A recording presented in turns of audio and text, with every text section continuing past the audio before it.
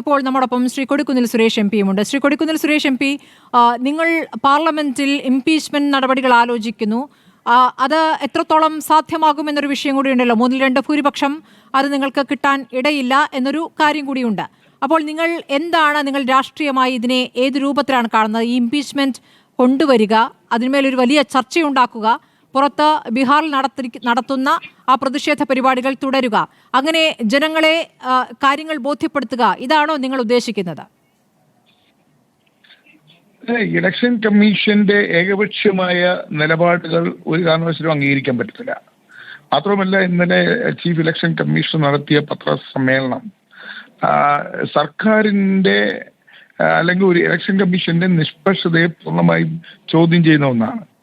India രാജ്യത്തെ ജനങ്ങൾ കേൾക്കാൻ ആഗ്രഹിച്ച ഒരു മറുപടിയല്ല ഇലക്ഷൻ കമ്മീഷന്റെ ഭാഗത്തുണ്ടായത്. ലോക്സഭയിലെ പ്രതിപക്ഷ നേതാവ് രാഹുൽ ഗാന്ധി ഉയർത്തിയ കാര്യങ്ങൾക്ക് വ്യക്തമായ മറുപടി നൽകാതെ രാഹുൽ ഗാന്ധി മാപ്പ് പറയണം എന്ന് പറഞ്ഞ് തടിതപ്പുന്ന ഒരു സാഹചര്യമാണ് ഉണ്ടായത്. അപ്പോൾ ഇലക്ഷൻ കമ്മീഷനുള്ള ഒരു വിശ്വാസ്യത നഷ്ടപ്പെട്ടിരിക്കുന്നു. ഇലക്ഷൻ കമ്മീഷൻ ഏകപക്ഷീയമായി തീരുമാനമെടുക്കുന്നു. രാജ്യം ഭരിക്കുന്ന സർക്കാരിനും ആ ഭരണത്തിന് നേതൃത്വം കൊടുക്കുന്ന പാർട്ടിക്കുടെയും വിധേയരായി ഇലക്ഷൻ കമ്മീഷൻ പ്രവർത്തിക്കുന്നു എന്നുള്ള വളരെ വ്യക്തമായി മനസ്സിലാക്കാൻ കഴിഞ്ഞ പത്രസമ്മേളനമാണ് ഇന്നലെ നടത്തിയത്.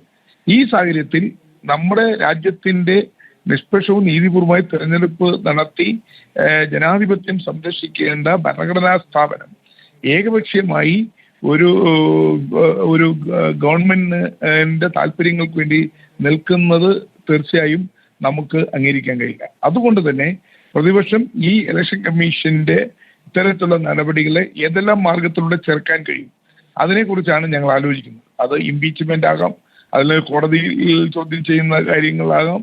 അതൊക്കെ തന്നെ ഇന്ത്യ സഖ്യം അതിന്റെ പല വശങ്ങളെക്കുറിച്ചും ആലോചിച്ചുകൊണ്ടിരിക്കുകയാണ്. അതുമായി ബന്ധപ്പെട്ട് പല ചർച്ചകളും നടക്കുകയാണ്.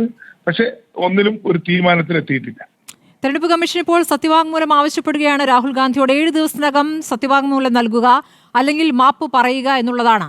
അപ്പോൾ എന്താണ് ആലോചന? സത്യവാങ്മൂലം കൊടുക്കില്ല എന്നുള്ള കാര്യം നേരത്തെ പറഞ്ഞാണ്. പക്ഷെ ഇനി എന്താണ് അതുമായി ബന്ധപ്പെട്ടുള്ള ആലോചന രാഹുൽ ഗാന്ധിക്കെതിരായ കമ്മീഷന്റെ നീക്കത്തിൽ?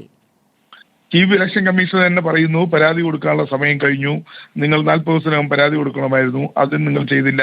അപ്പൊ ചീഫ് ഇലക്ഷൻ കമ്മീഷണർ തന്നെ ഇന്നലെ നടത്തിയ വാർത്താ സമ്മേളനത്തിൽ വ്യത്യസ്തമായ അഭിപ്രായങ്ങളാണ് പറഞ്ഞിരിക്കുന്നത്. അപ്പൊ ഇപ്പൊ പരാതി കൊടുക്കാൻ പറയുന്നു.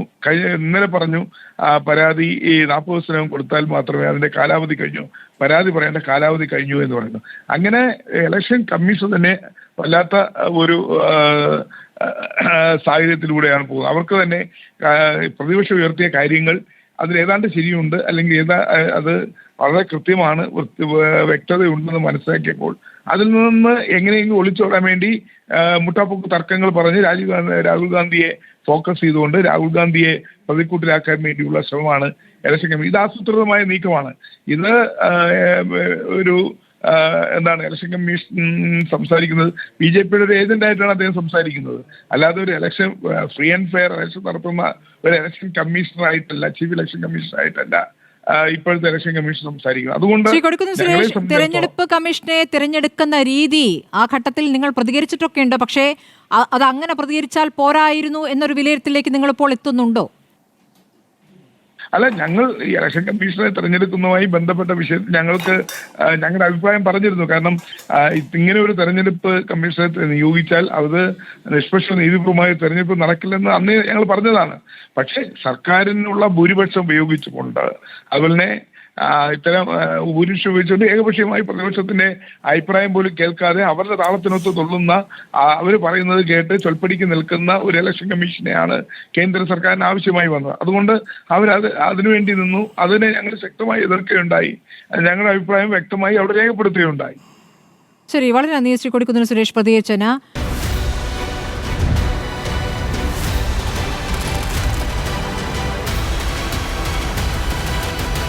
Debate with Smriti Paruthikad.